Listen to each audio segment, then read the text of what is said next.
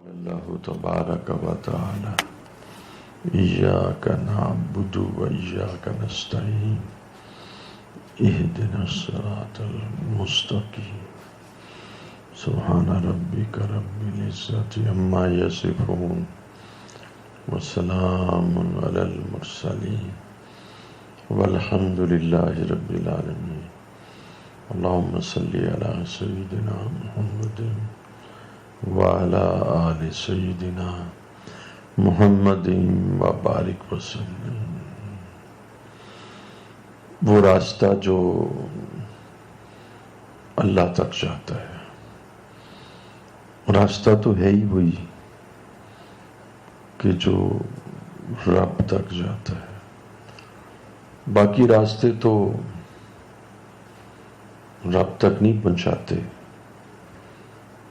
جو راستے رب تک نہیں جاتے تو وہ بہت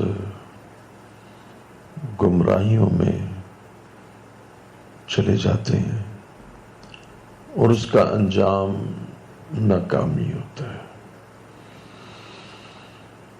پوری عالم کفر اس وقت رب کے راستے پر نہیں ہے، اور وہ راستے خواہشات کے راستے ہیں، اپنی آرزوؤں اور خواہشات کی تکمیل کے راستے ہیں۔ وہ راستے صراط مستقیم سے ہٹے ہوئے ہیں، اور یہ لوگ حق کی راہ سے بھٹکے ہوئے ہیں۔ ان راستوں کے اندر اتنی گنجلکیں ہیں، اور یہ راستے جا کے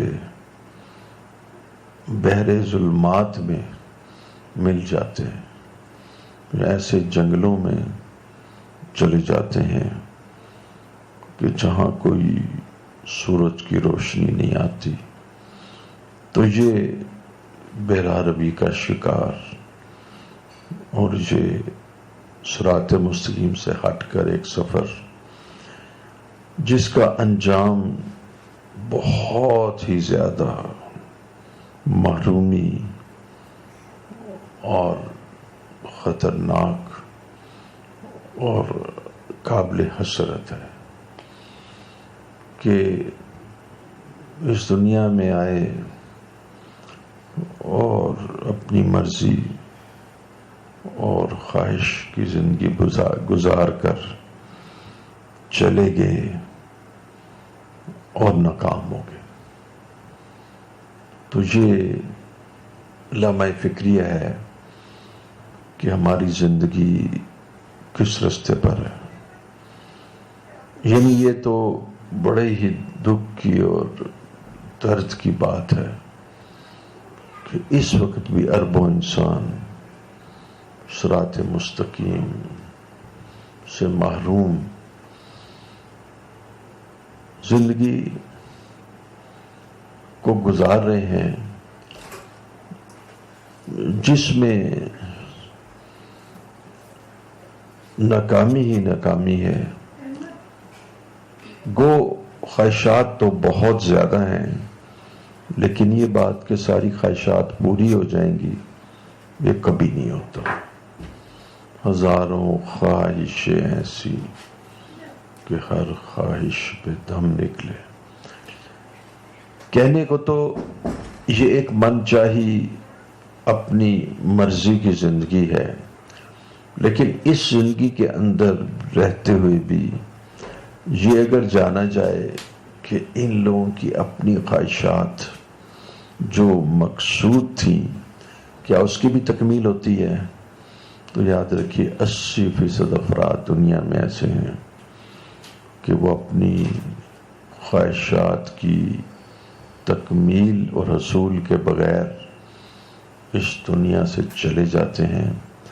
نہ تو ان کو خدائے پاک ملتا ہے، اور نہ اپنی خواہشات کی شدت سے چھٹکارا ملتا ہے، اور سب سے زیادہ یعنی افسوسناک اور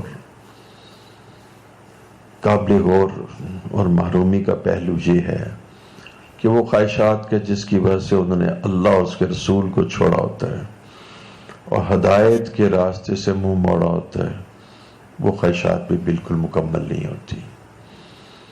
انسان کسی میدان کے اندر، خواہشات کے میدان کے اندر مارے مارے پھرتا ہے اپنی خواہشات کی تکمیل کے لیے، لیکن وہ خواہشات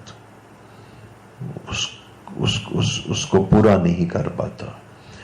یوں ایک انتہائی بے ہنگم سی زندگی، بے مقصد سی زندگی، اور ایک زندگی کا جس میں لعب و لعب اور کھیل کود، اور ایسی زندگی کے جس میں جیسے کہتے ہیں کہ آنن فانن ہجان اضطراب اور تیزی، اور آپ نے ایک لفظ سنا ہوگا کہ بھی یورپ میں لائف بڑی فاسٹ ہے، وہ جو فاسٹنس ہے، وہ آنن فانن چل چلاؤ، ایک بے مقصد زندگی کے آدمی بھاگ رہا ہے اور اس کو اپنے بھاگنے کا مطلب بھی نہیں آتا، اس کو اپنے بھاگنے کا مقصد کا بھی نہیں پتا، تو وہ ایک جس کو ہم کہتے ہیں نا ویشیس سائیکل یا ویشیس سرکل، اس میں مبتلا زندگی۔ اس طرح سے انسان اس ویشیس سائیکل کے بھنور میں پھنستا ہے کہ جب اختتام زندگی ہوتا ہے، زندگی کا اختتام ہوتا ہے یا زندگی جب اختتام ہوتی ہے تو پھر اس کو معلوم ہوتا ہے کہ میں کس بھنور کے اندر مبتلا تھا، لیکن اس وقت نہیں ہوتا۔ تو یوں لوگوں کی ایک بہت بڑی تعداد اس وقت، بہت بڑی تعداد اس وقت ہلاکت کے راستوں پہ چل رہی ہے اور صراط مستقیم سے بے بہرا ہے، اور ان کے رزلٹ یقین جانیے گا، اگر ہم یہ لفظ استعمال کریں کہ انتہائی ڈیوسٹیٹنگ ہے، تباہ کن اور خطرناک ہے، کیونکہ اس کا انجام اللہ جل شانہ کا غضب ہے اور اللہ جل شانہ کی سزا جہنم ہے اور ہمیشہ ہمیشہ کی ناکامی ہے۔ ہمارے مسلمانوں میں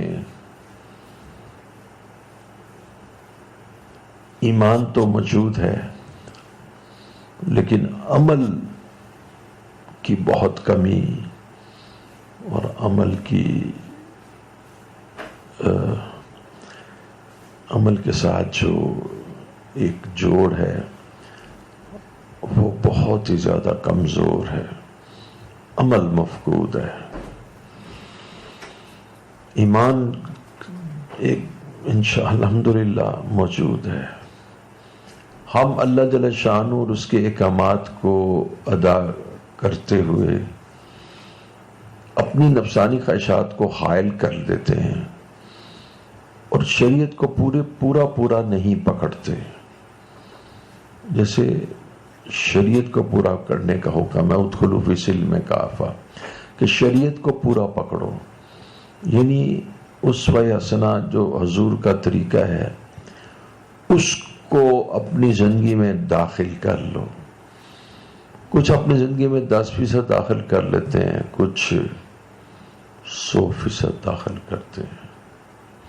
جو لوگ اپنی زندگی میں 10%، 20% داخل کرتے ہیں وہ بھی مطیع نہیں کہلاتے، وہ بھی اللہ کے امر کے تابع نہیں ہیں۔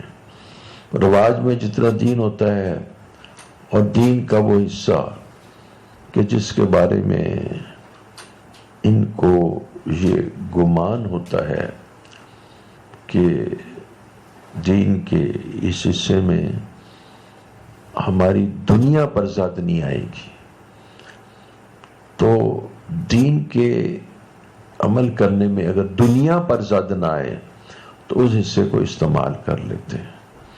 جیسے میں آپ کو ایک مثال دیتا ہوں، بہت سارے تاجر نماز پڑھتے ہیں. اب نماز پڑھنے میں دنیا پہ ذات تو نہیں آتی. بےچینیوں کی حالت میں جب آدمی سجدہ کرتا ہے تو اس کے بزنس کے سٹرینز ہی کم ہوتے ہیں. تو یہ بزنس میں اور تجارت کے جو سٹرینز ہوتے ہیں ان کے لیے تو یہ نماز فائدہ مند دیتی ہے اور ان کو تجارت میں پھر تر و تازہ کر دیتی ہے. تو میں عرض کروں کہ جس وقت انہی تاجروں کو جب کہا جائے کہ تم سود نہ لو، تو اگر ان کا بزنس سود پر بیسڈ ہوتا ہے تو اس وقت یہ پھر سوچ میں مبتلا ہو جاتے ہیں. یہ دیکھتے ہیں کہ اس تجارت کے اس طریقے سے جو طریقہ بظاہر شریعت سے متصادم ہے، تجارت کا وہ طریقہ جو بظاہر شریعت سے متصادم ہے، جب اس طریقے اور اس بے شرع کے اصول کو چھوڑنے سے ان کے دنیاوی منافعوں پر زد آتی ہے تو اس کی پرواہ نہیں کرتے. تو اب دیکھیں کہ نماز پڑھتے ہیں اور تجارت کرتے ہیں اور یہاں تک کہ چھوٹی چھوٹی داڑھی بھی رکھی ہوئی ہے کہ اس سے بھی آدمی صادق اور امین نظر آتا ہے. لیکن بات یہ ہے کہ جس وقت بے کے بارے میں کہا جائے کہ اس میں خلاف شرع چیزیں شامل ہیں، یہ بے فاسد یا باطل ہے، یہ خلاف شرع ہے، تو اس پہ غور نہیں کرتے، اس کو چراتے جاتے ہیں، نہ کسی عالم سے پوچھتے ہیں. تو جب دین کا وہ حصہ کہ جس پر عمل کرنے سے دنیا پر زیادہ آتی ہے تو اس حصے کی طرف دھیان ہی نہیں کرتے اور چھوڑ دیتے ہیں.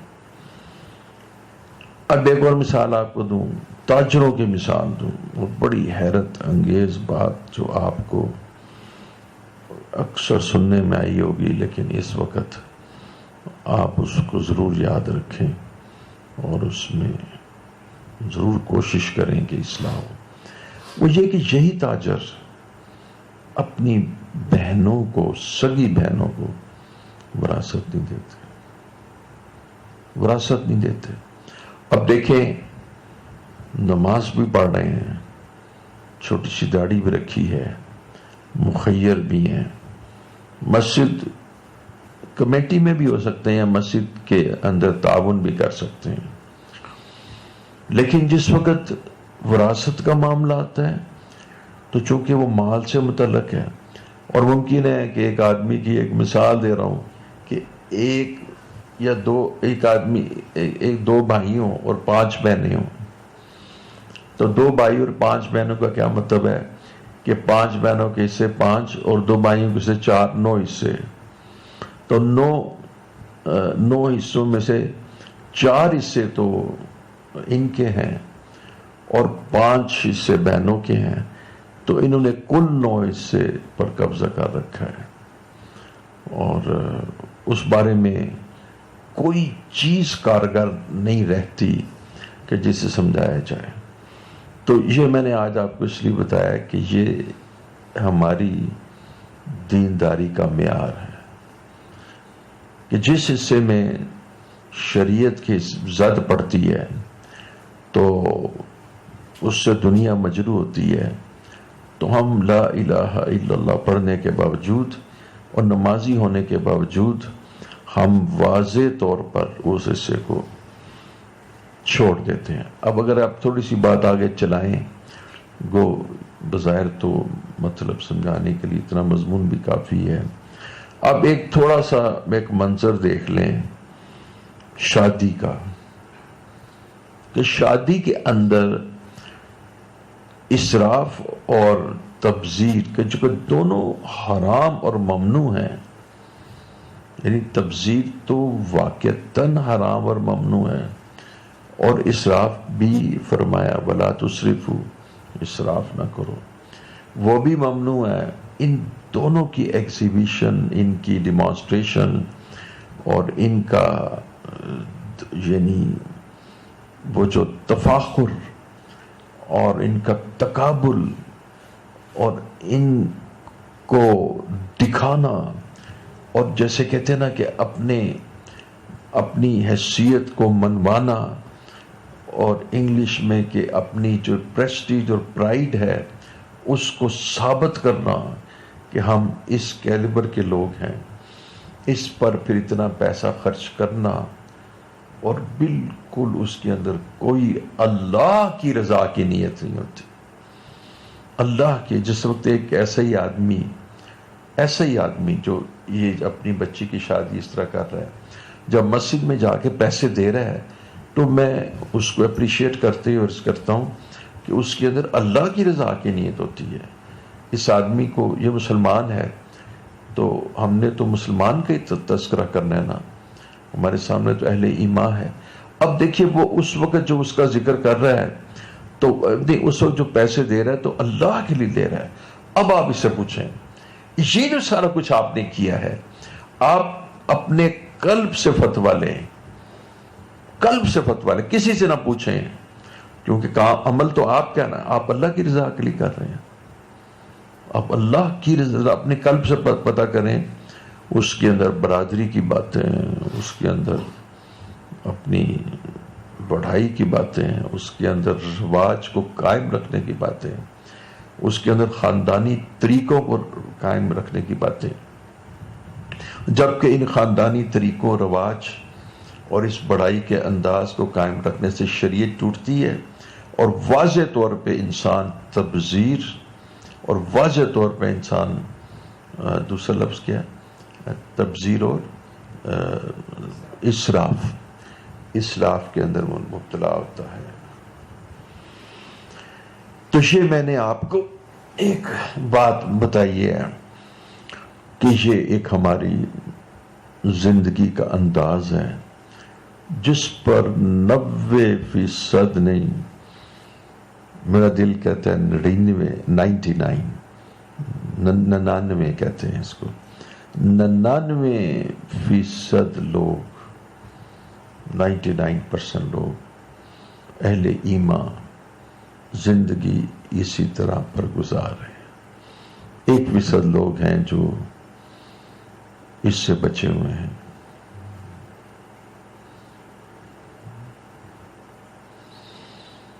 کل جس ایک بزرگ خاتون کا انتقال ہوا، وہ میری اہلیہ کی بڑی بہن، ان کی زندگی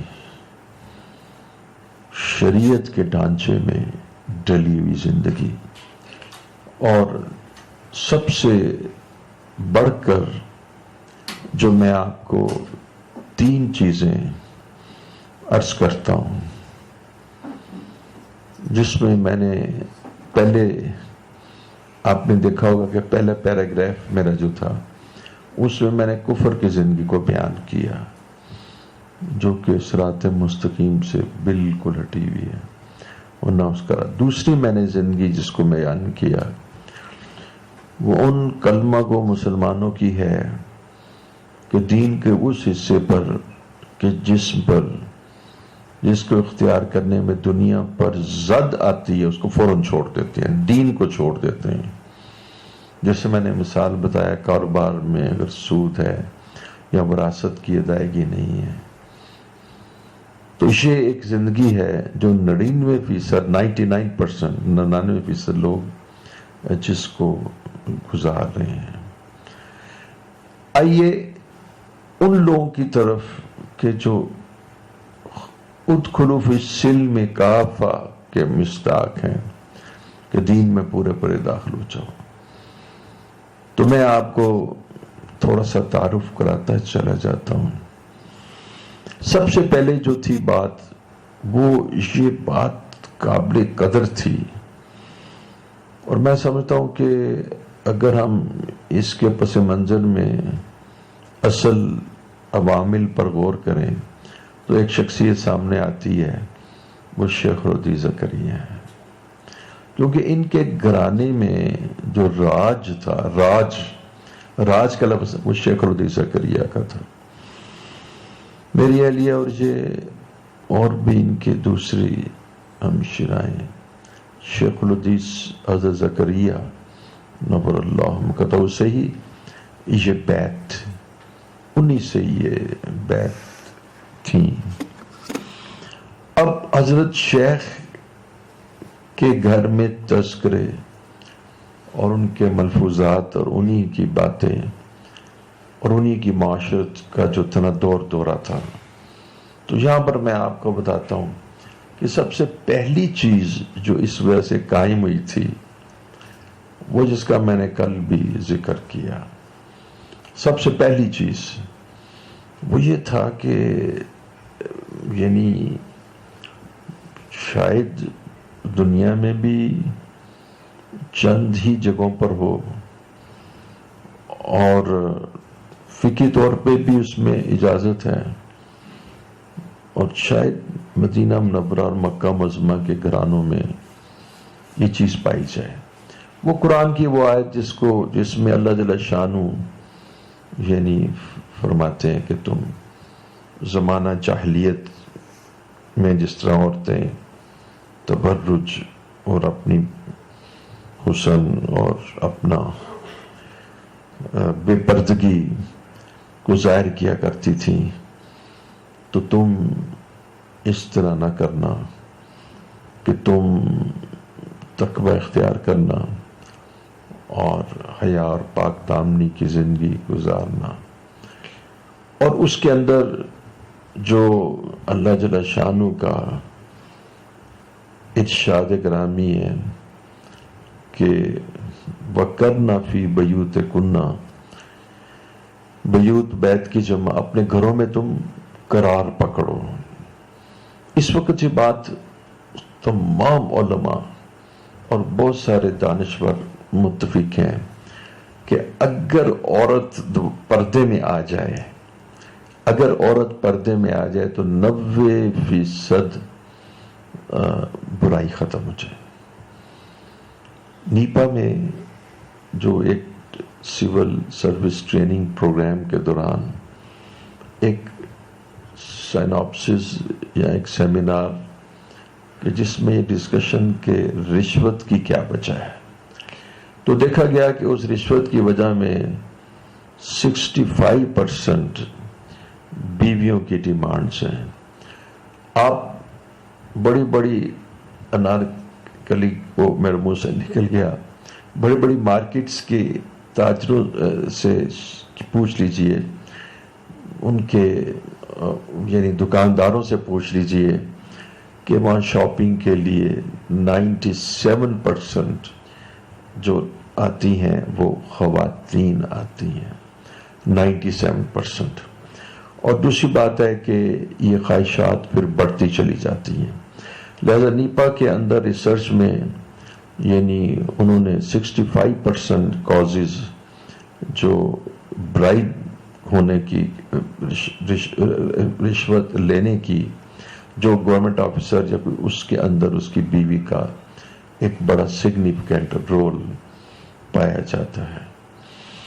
پھر شہر کے اندر جو دوسری فحاشی اور یعنی کی چیزیں ہیں، اگر یہ عورت گھر میں داخل ہو جائے اور یہ بغیر ضرورت کے باہر نہ نکلے تو اس وقت 90% گندگی اور غلاظت باہر چلی جاتی ہے. آپ جانتے ہیں کہ آپ ہی نے مجھے بتلایا تھا کہ وہ جو یہودیوں کا جو ان کے جو پریسٹ اور ان کے جو پالیسی میکرز جو بڑے بڑے ان کے ہیں پوپس، وہ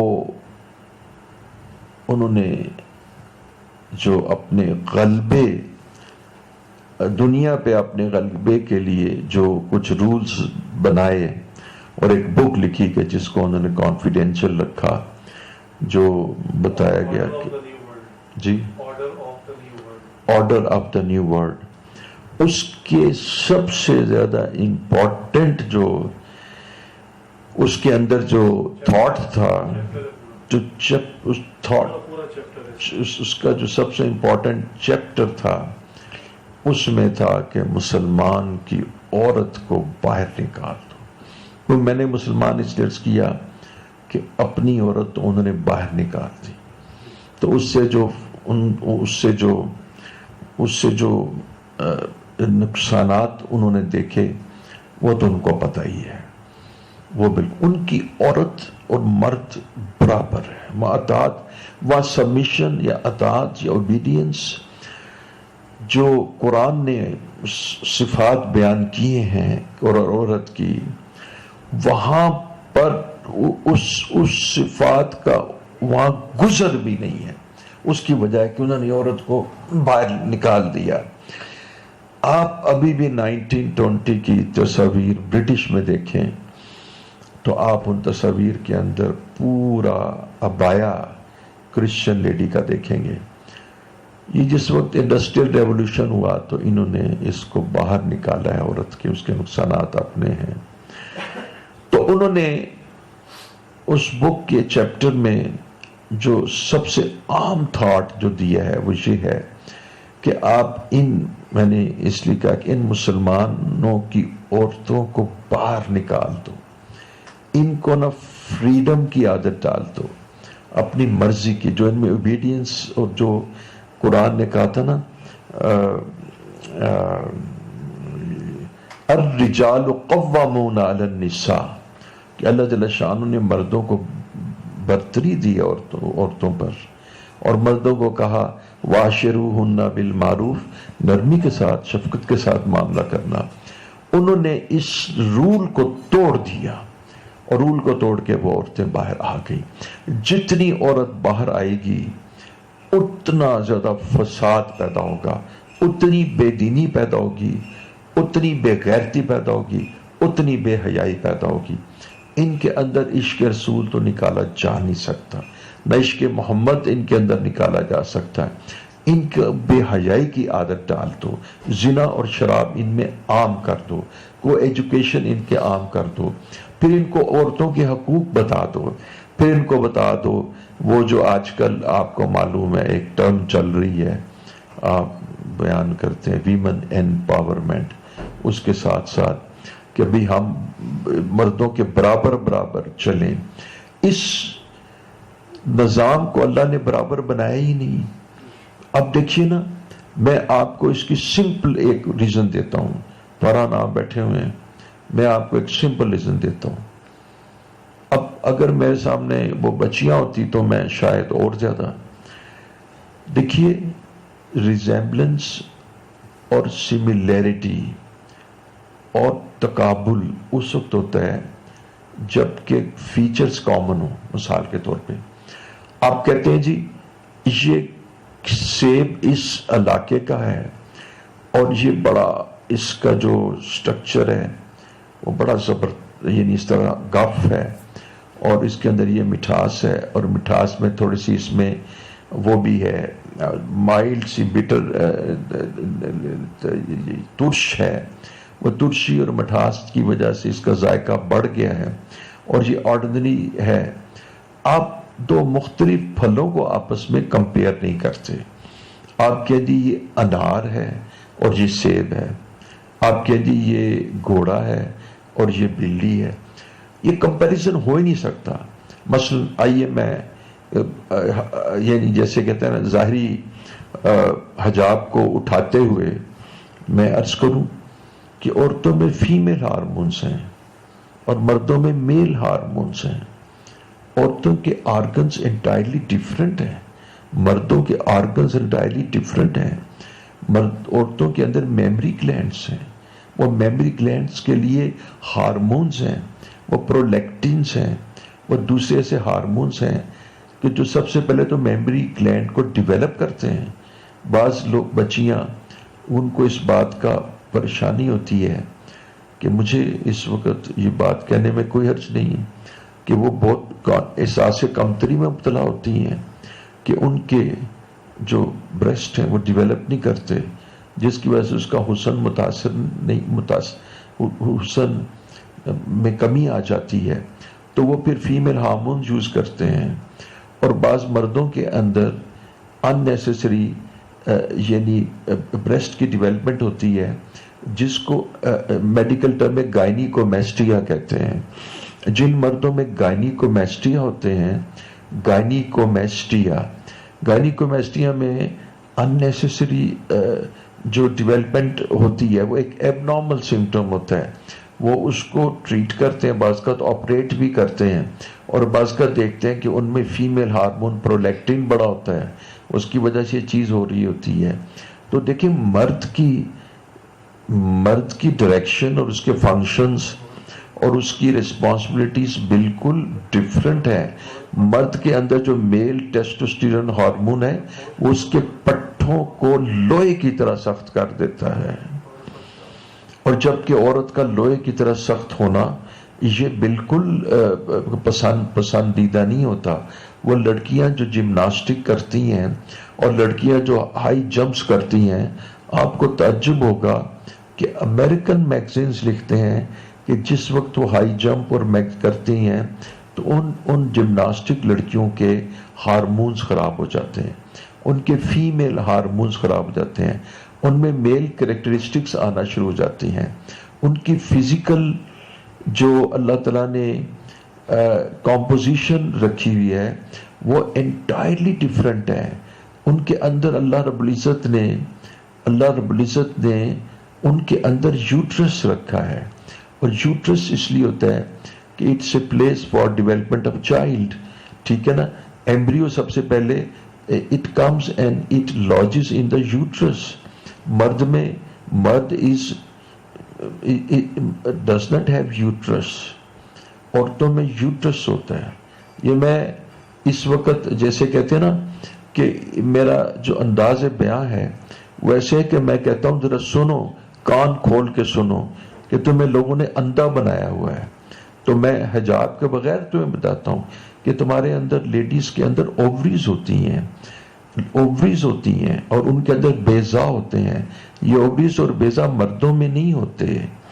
عورتوں میں جب ٹیسٹوسٹیرون بڑھ جاتا ہے تو ان کے منہ پہ بال آ جاتے ہیں، اس سے ان کا حسن خراب ہو جاتا ہے.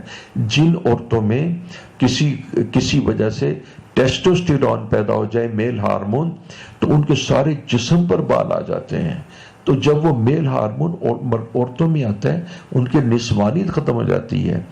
بہت ساری ایکٹریسیں اس ٹیسٹوسٹیرون کی ایکسیس کی وجہ سے اپنے حسن کو قائم رکھنے کی وجہ سے پلاسٹک سرجری کرواتی ہیں، اور بار بار تھریڈنگ اور بار بار بیوٹی پارلر میں جانا پڑتا ہے. یہ دو مختلف جنس ہیں.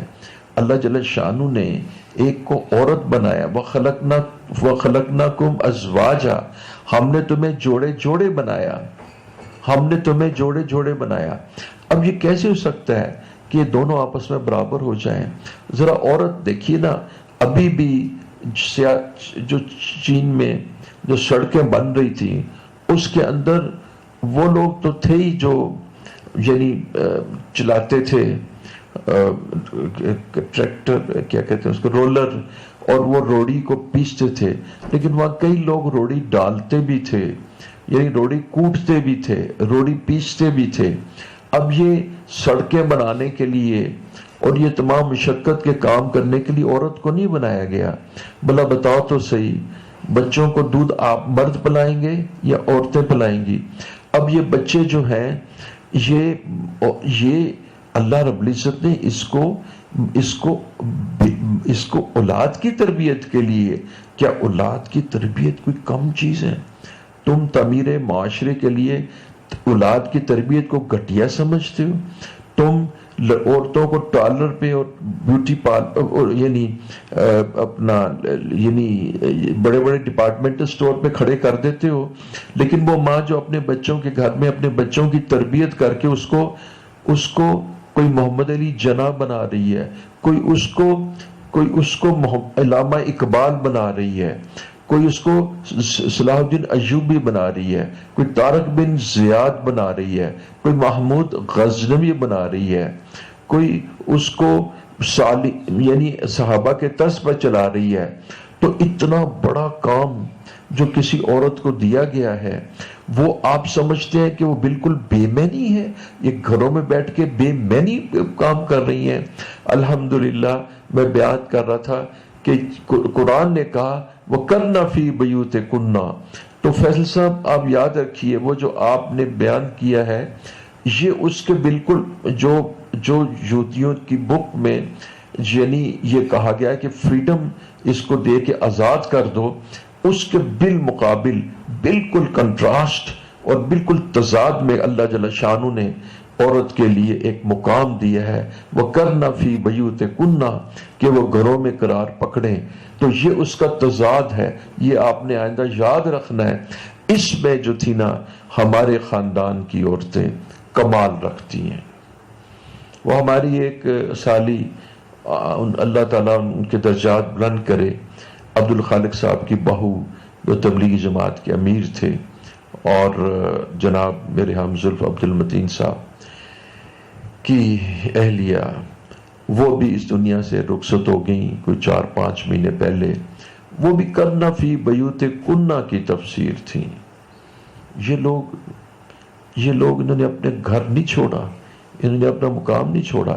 اس لیے ہزاروں، میں آپ کو کھل کے بتا، ہزاروں اور سینکڑوں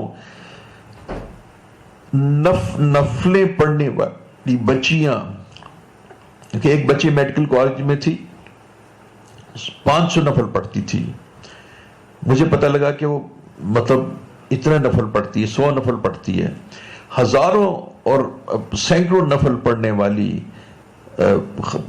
عبادت کرنے والی خواتین سے ان عورتوں کا مقام، کہ جنہوں نے اپنے گھر میں قیام اور اس پر دوام اختیار کیا، اللہ کی بارگاہ میں ان کا مقام اس لیے کہ قرآن کی آیت کے مصداق، اس لیے کہ ان کی وجہ سے فضا میں نہ کوئی فساد پھیلا، اور ان کی وجہ سے فضا میں نیکی کا وجود پھیلا، اور ان کی وجہ سے دنیا کا قیام رہا. اس وجہ سے کہ قرآن کی آیات پر عمل جب تک ہوتا رہے گا تو یہ دنیا قائم رہے گی. یوں نماز پڑھنے والے تو بہت تھے، خیرات کرنے والے بہت تھے، درس قرآن دینے والی بچیاں بہت تھیں، لیکن وہ کہ جو قرآن کی اس آیت کے مصداق، کہ جنہوں نے نہ کبھی بازاروں کو دیکھا، نہ کبھی سڑکوں کو دیکھا، نہ کبھی فنکشنز کو دیکھا، نہ کبھی شادی بیاہوں کو دیکھا، اور انہوں نے اپنے گھروں میں بیٹھ کر اپنے بچوں کی تربیت کر کے پوری زندگی گزار کر شریعت کے مطابق. اور اس کے اندر میں چند چیزیں، چونکہ وقت کم ہو گیا، نہ تو انہوں نے کسی چیز کی ڈیمانڈ کی، نہ کسی چیز کی شکایت کی، نہ کبھی کوئی احساس کمتری میں مبتلا ہوا، اور نہ کبھی خیال آیا کہ ہمارے پاس یہ ہے اور اس کے پاس یہ ہے، نہ کبھی کمپیریزن کیا، نہ کبھی تقابل کیا، اور نہ کبھی سوچا کہ میرے پاس یہ ہے، جو ان کے پاس ہے اس کے اوپر اس قدر قناعت اور اس قدر اطاعت شاری اور اللہ کی شکر گزاری کے ساتھ زندگی گزار کر وہ اس دنیا سے چلی گئیں. اور اس کے بعد اگلی بات بتاؤں، جو تیسری کمال، پہلی بات تو میں نے آپ کو بتائی ہے وَقَرْنَ فِي بُيُوتِكُنَّ، اور دوسری بات جو میں آپ کو بتا رہا ہوں وہ بھی سن لیں. وہ یہ تھی کہ جو اللہ جل شانہ نے دیا ہے، اور جو جس حال میں خاوند ہے اور جو اس کے پاس ہے، اس کے اندر میں اپنے رب سے راضی ہوں. اس کی مثال آپ کو دنیا میں نہیں ملے گی. تیسری بات سنیے، تیسری بات یہ ہے کہ یہ وہ خواتین تھی کہ جس کا آپ تصور بھی نہیں کر سکتے. آپ کی بیگمات، انہوں نے نہیں چاہا. یہ وہ لوگ تھے، میرے شیخ کی یہ بیٹیاں، یہ وہ لوگ تھے کہ جو آج کے دور میں ارب پتی شمار ہوں گے. کیونکہ اس دور میں 1900 میری تو یہ کوئی پیدائش سے بھی کچھ پہلے یا تھوڑی سی مطلب کوئی 1953-54 میں یہ سمجھے ان لوگوں کا کاروبار 5 کروڑ روپے سالانہ تھا. یہ 5 کروڑ سالانہ کا کاروبار کرتے تھے. فضل الدین کہا کرتے تھے کہ حضور آپ تو مٹی کو آپ سے ہمارا مقابلہ نہیں ہو سکتا، اس لیے کہ آپ تو مٹی کو بھی جب ہاتھ لگا دیتے ہیں تو سونا بن جاتا ہے. حضرت فضل علی قریشی رحمۃ اللہ کے مجاز موسیٰ رحم اللہ آئے اور انہوں نے ان کے لیے دعا کر دی، برکت کی. کہنے لگے کہ ہمارا معمول تھا کہ رات کو ہم جو مال پیسے تھے نا وہ بوریوں میں بند کرتے تھے. یہ وہ لوگ تھے کہ جن کے گھر اتنے بڑے تھے، جس گھر میں وہ رہتے تھے وہ انہوں نے اس زمانے میں 2.5 لاکھ کا گھر خریدا. آپ جانتے ہیں 2.5 لاکھ اس زمانے میں کروڑوں میں تھا. وہ گنگا رام کا محل تھا، یہ آپ کو بتاتا چلے جاؤں. وہ گنگا رام کا محل تھا، اس نے محل بنایا ہوا تھا. وہ اگر آپ دیکھیں تو اس میں ابھی بھی بعض جگہوں پر وہ یہ جو ٹیک وڈ ہوتی ہے وہ آبنوس کی اور کچھ اس طرح کی لکڑی ہے جو اب ملتی نہیں ہے، اس کی وہ وڈ ورک پینلنگ ہوئی ہے. تو یہ ان کے گھر کی لیونگ تھی. لیکن میں آپ کو بتاؤں دین اتنا خالص تھا، جو میں آپ کو تیسری صفت بتانے لگا ہوں، انہوں نے نہیں دیکھا. میں آپ کو بتاؤں کہ کل کا جو منظر تھا وہ ان کی کامیابی کے اوپر دلیل تھا. یہ میں آپ کو بتاؤں یہ ہم میں سے کوئی بھی نہیں کر سکے گا اور شاید میں بھی اس کی ترغیب نہ دے سکوں. انہوں نے یہ نہیں دیکھا کہ ان کے بچے تاجر بن جائیں، ڈاکٹر بن جائیں، انجینئر بن جائیں. انہوں نے کہا رزق تو اللہ نے دینا ہے، جو بھی ہیں بنے نہ بنے، ہم نے ان کو قرآن دینا ہے. بس پھر ایک لمبی داستان ہے. انہوں نے اپنے بچوں کو قرآن دیا اور آج ان کے بچوں کے پاس قرآن ہے. آپ جانتے ہیں اللہ تعالیٰ نے اب میرے اوپر فضل فرمایا اور ایک دارالقرآن ہے. اس دارالقرآن کا ناظم انہی کا ہی صاحبزادہ ہے اور دوسرا صاحبزادہ بھی دارالقرآن ہے وہ بھی، اور تیسرے کا بھی نام دارالقرآن ہے، اور چوتھ تو ان کے آگے جو اولادیں ہیں وہ بھی دارالقرآن ہیں، عالمات ہیں. یہ ایک بہت بڑا ایسا طائفہ کہ جو قرآن اور حدیث اور اللہ اور اس کے رسول کے جو علوم کا چھوڑ کر اس دنیا سے چلی گئی ہیں. نہ کوئی ڈاکٹر ہے، نہ کوئی انجینئر ہے، نہ کوئی آرکیٹیکٹ ہے، نہ کوئی چارٹرڈ اکاؤنٹنٹ ہے، کچھ بھی نہیں ہے. روٹی اللہ سب کو دیتے ہیں، عزت سب کے پاس ہے. یہ فکر ہی نہیں تھا کہ میں نے ان کو یہ کھائیں گے کیسے، یہ پیئیں گے کیسے، یہ زندگی کیسے چلائیں گے. انہیں دین سکھاؤ، انہیں عاجزی سکھاؤ، انہیں شریعت سکھاؤ، ان کو قرآن سکھاؤ، ان کو عالم بناؤ. یہ جو چیز تھی میں آپ کو آج واضح طور پہ کہتا ہوں آج علماء کرام میں بھی نہیں پائی جاتی. آپ خود اس کے گواہی دیں گے کہ تمام علماء کرام کے بچے اس وقت سکولوں میں کالجوں میں پڑھتے ہیں اور وہ بھی اس مخمصے میں مبتلا ہیں کہ کیا ہوگا. میں ان پہ تنقید نہیں کرتا، وہ درست ہیں، میں ابھی ان کو درست ہی کہتا ہوں فی زمانہ. لیکن یہ کچھ ایسی شخصیات تھیں کہ جن کی تربیت شیخ الحدیث اور کابر نے کی تھی کہ جس کی وجہ سے ان کے اندر دنیا کا کوئی بیج تک نہیں رہا تھا. اندر سے دنیا جیسے کہتے ہیں نا ایسپیریٹ کر لی گئی تھی، نکال کے باہر پھینک دی گئی تھی. دنیا ان کے خمیر میں تھی نہیں، نہ تو ان کو یعنی دنیاوی ایٹیکیٹس اور مینرز آتے تھے، نہ دنیاوی طرز اور طریق آتے تھے. وہ اللہ تعالیٰ کی بندیاں، سیدھی سادیاں، قرآن کی عاشقات اور اپنے خامدوں کی اطاعت کرنے والیاں، اور اللہ تعالیٰ کی جانب سے جو ان کو عطیہ ملا صالح اولاد کا، وہ چھوڑ کے اس دنیا سے چلی گئیں. اور دیکھیے کل کا منظر، کہ کل کے منظر میں میرے قلب پہ یہ اثر ہے ایسا عجیب کہ وہ آنن فانن اللہ تعالیٰ کے پاس ان کو بھیج دیا گیا. جتنی صورت کے ساتھ جنازہ تیار ہوا اور نکلا، اور جتنی جلدی وہ اللہ کی طرف بڑھی اور یوں اب اللہ سے واصل ہو گئیں. بس فقیرانہ آئے صدا کر چلے، میاں خوش رہو ہم دعا کر چلے. اب ایک شعر میں اور پڑھتا ہوں. تجھ سے مراد ہے اللہ رب العزت کی ذات، واقعتاً تجھ سے مراد ہے جو تجھ بن نہ جینے کو کہتے تھے ہم، اس عہد کو بھی ہم وفا کر چلے. تجھ سے مراد کیا ہے؟ اللہ کی ذات. جو تجھ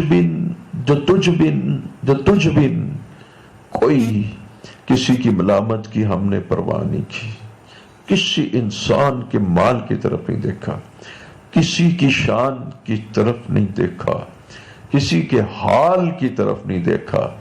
جو حال اللہ رب العزت نے ہمارے اوپر طاری کیا، یہ ہے بیٹا تصوف کی باتیں ہیں، یہ ہے بیٹا یعنی تزکیہ کی باتیں ہیں. تصوف کثرت اعمال کا نام نہیں ہے، تصوف ایک قلب کے حال کا نام ہے کہ جس میں بندہ اللہ تعالیٰ سے راضی رہتا ہے. شکر کی کیفیت میں اس کے پاس کبھی بھی دنیا کا قلق قریب سے بھی نہیں گزرا. دنیا کی یعنی کمی یا کوتاہی یا گلہ یہ تو مسئلہ ہی نہیں تھا. وہ تو دنیا تو تب ہوتی جب دنیا کا بیج اندر ڈالا جاتا، جب بیج ہی نہیں تھا تو اس سے نکلنا کیا تھا.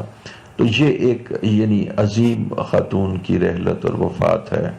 تو میں آخر میں کہتا ہوں کہ تجھ سے مراد اللہ، کہ یہ کہتے ہیں کہ جو تجھ بن نہ جینے کو کہتے تھے ہم، اس عہد کو بھی ہم وفا کر چلے.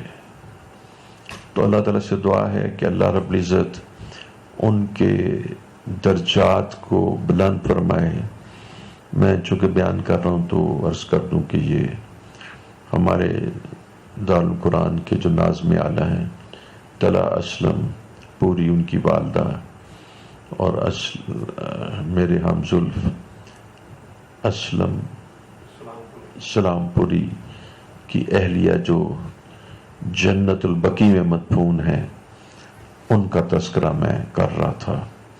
اللہ تعالیٰ ان کے درجات کو بلند فرمائے، ان کی قبر کو جنت کا باغ بنائے، اعلیٰ علیین میں جگہ عطا فرمائے، اور اللہ رب العزت ہر جانب سے چاروں اطراف سے ان کے اوپر اللہ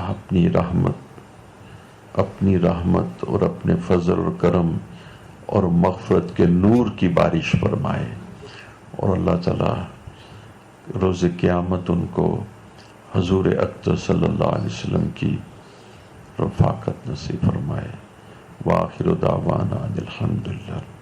لا الہ الا اللہ، لا الہ الا اللہ، لا الہ الا اللہ، لا الہ الا اللہ، لا الہ الا اللہ، لا الہ الا اللہ، لا الہ الا اللہ،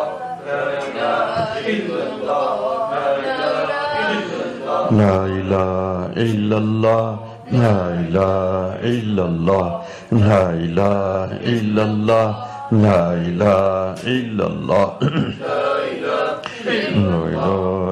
الہ الا اللہ، لا الہ الا اللہ، لا الہ الا اللہ، لا الہ الا اللہ، لا الہ الا اللہ، لا الہ الا اللہ، لا الہ الا اللہ، لا الہ الا اللہ، لا الہ الا اللہ. پیارے اللہ، میرے اللہ، لا الہ الا اللہ، لا الہ الا اللہ، لا الہ الا اللہ، لا الہ الا اللہ، لا الہ الا اللہ، لا الہ الا اللہ لا الہ الا اللہ لا الہ الا اللہ لا الہ الا اللہ لا الہ الا اللہ